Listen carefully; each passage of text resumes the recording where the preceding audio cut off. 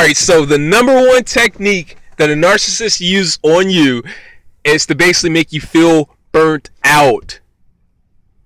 And it's like this, alright? So, okay, you feel burnt out. So why do they want you there? Like, of course they want to be able to overwhelm you easy and just take over your life easy, but why does it work so well? It's because you're like your nerves, like your nerves have to be rested, you know, and that's how they heal. Like once they start getting tired, you start being more affected by everything. You start getting this anxiety, this your energies, everywhere. You just feel like crap, and it's easy to affect you with even the smallest things. They're just, what I mean, like your nerves are just going to be firing off and misfiring if you don't get enough rest.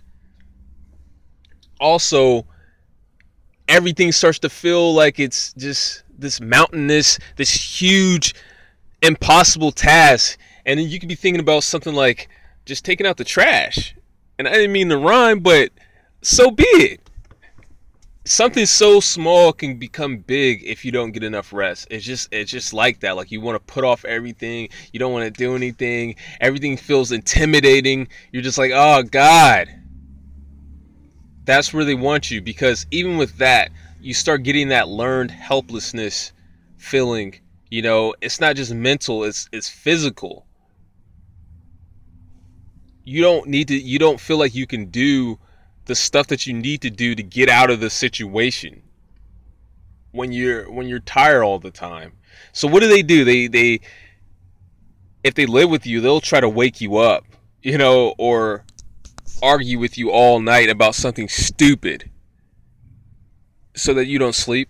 If they don't live with you, then they try to do things that are thought-provoking, completely unfair, so that you go home and you try to figure out why they're doing this, and it doesn't hit you.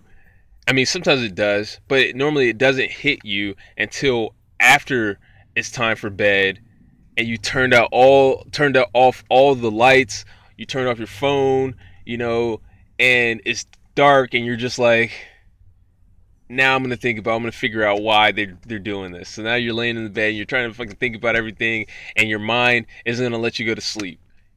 So that's how they get you, right? They basically are trying to destroy your sleep from work.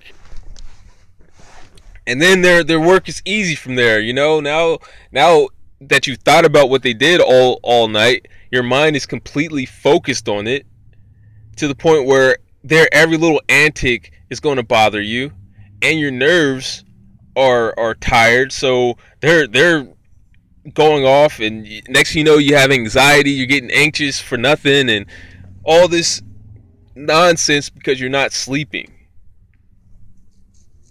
So basically, you have to use sleep as your tactic against them. It's a strategy. It's not just you being tired and getting sleep. It's more than that. It's your secret weapon.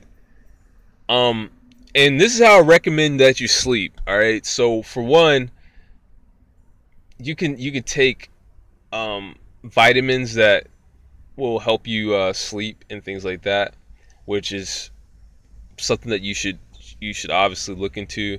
If those don't work, maybe take sleeping pills.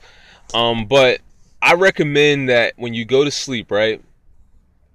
Like if you're really burnt out, you sleep more than what you should sleep, right? Or what you normally sleep. And if you feel like your sleep is working and things aren't wearing you down, then you're right at the right path. You stay there. You know what I mean? Under no circumstances do you ever like get less sleep, but I don't recommend always getting more sleep or anything like that. You just kind of you got to recognize your body, and just whenever you feel like things are overwhelming, that's your cue to get more sleep during the day or during the night, and make sure that you're getting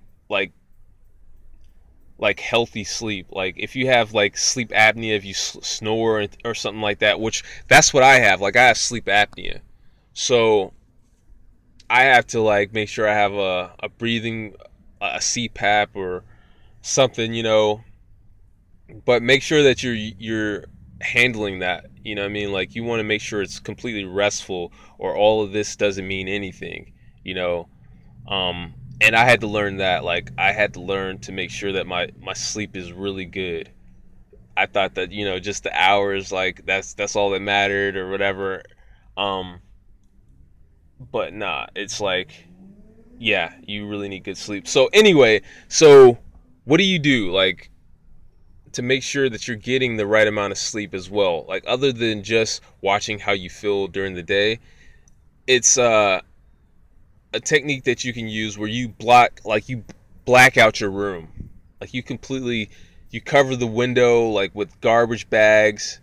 Um, you turn off everything. If you have a DVD player, you turn off the light that's coming from that.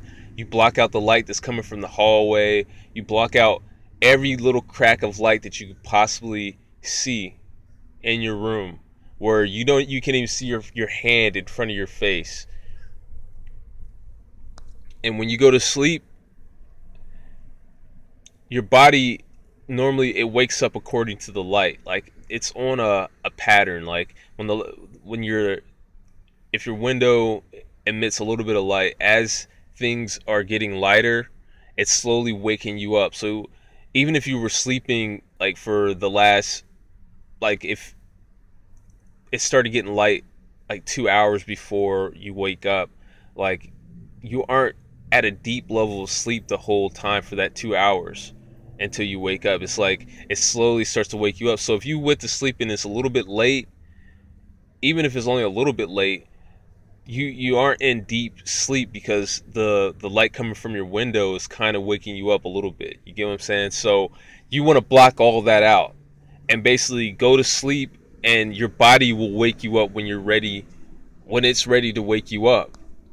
And usually when you get to that point where everything's blocked out, you can't see anything, right? I used to have this problem, like, whenever I was in the Navy, because we slept in these bunk beds, and they had curtains and everything. And so I'd be tired sometimes, and you go to sleep, and this would suck. And I actually heard another person talking about this before, and I've seen other people do this. But you work so much when you're in the military, like, um, you come off deployment, like, you're working sometimes 18 hours a day, 7 days a week. And so you come off, and you want to go out and hang out with your friends. So you might do that for the first few days. And then when you block out everything, because on the ship, all the windows are way on the outside of the skin of the ship. So your rack and everything is like, if the lights aren't on and you have your curtains closed, it's completely black. You know what I mean? Like, so what ends up happening is you pull in and you go back to sleep after these days of trying to go out or whatever, and your body needs rest. You go to sleep, and then you can't even get out of your rack. And it sucks. It's like, it really sucks, actually. Like, you end up waking up and then going back to sleep, waking up and going back to sleep, and and like, you can sleep almost all day. Like you'll be going to sleep for hours on end. And I would be afraid of this. I would be afraid of that. Like, I had to set an alarm, and like, I would have a friend, like, he'd be sleeping on the other side, and we'd be in that motion, like, where we were planning on getting up and going somewhere, and then, you know what I mean, like, it's hours, like, it's, you know what I mean, like, damn near in the afternoon or in the middle of the fucking day. So yeah, it doesn't feel good, you know what I mean? And I know, like, introducing this technique is like, why would I want to do something that doesn't feel good? It's because you actually need the rest. Your body is only going to sleep as long as it needs to sleep. So since you actually need the rest, you're completely restoring your body. Especially if you do this for a few days, you're restoring your body.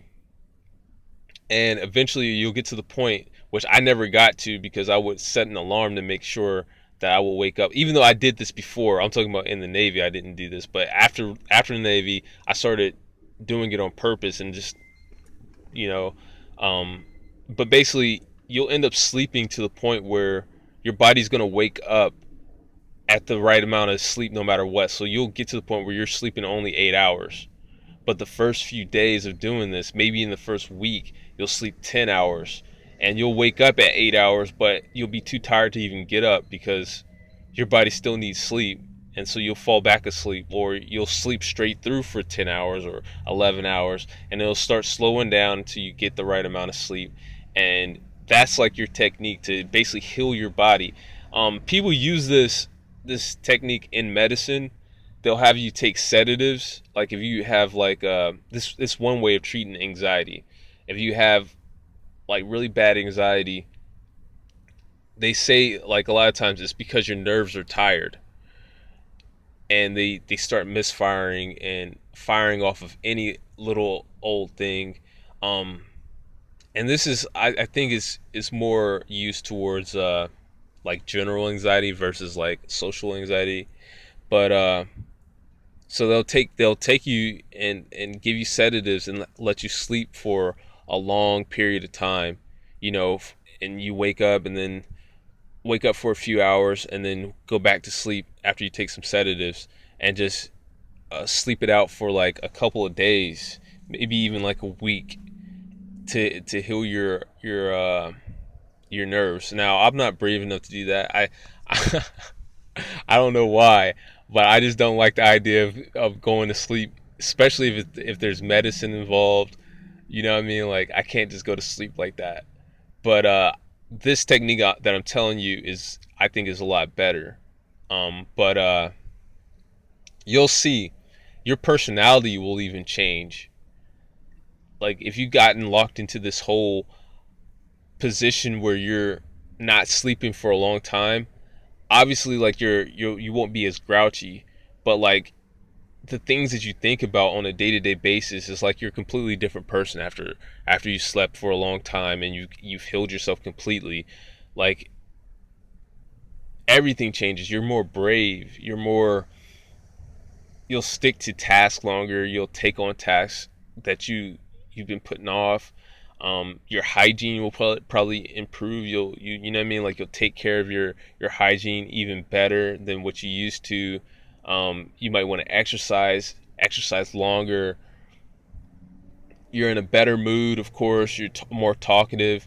You're not thinking about what other people are doing to you as much anymore. There's less rumination. Your mind is clearer. And then, there's other things you can do from there. Like, you can start improving your diet, and now your mind's even more clear and you feel better. It starts with little things like that, but I think sleep is where it all starts at, because that's their main goal, is to get you in the burnt out stage.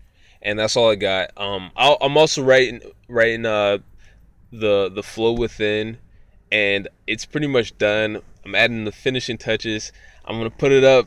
I'm gonna see what you guys think about it. It's pretty long, and it's about 70 pages of pure fire. I think it is. I think it's pure fire. So yeah, that's all I got. Basically, peace, man. You guys have a good day.